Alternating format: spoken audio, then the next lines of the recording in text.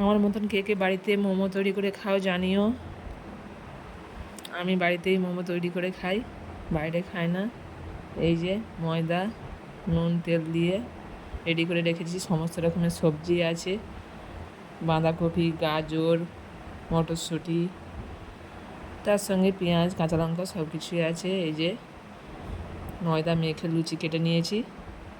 এবার আস্তে আস্তে একটু একটু করে বেলে মশলা দিয়ে মোমোর আকারে তৈরি করে নেব।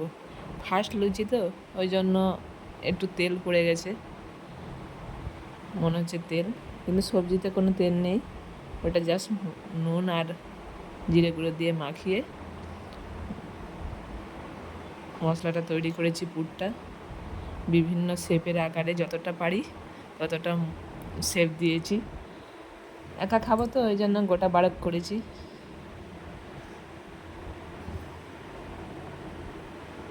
দেখো, এরপর ভাপিয়ে নেব।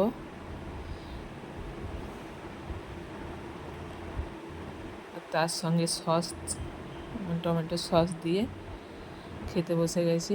গরম গরম যতটা ভেবেছিলাম তার থেকে না অনেক ভালো হয়েছে।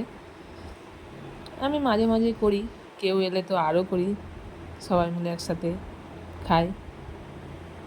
আর কারি পাতা আর কাঁচা বাদাম দিয়ে ভেজে যদি একটা সস তৈরি করা যায়, সেটা আরও টেস্টি হয়। কিন্তু আজকে যাক, সেটা আর তৈরি করিনি।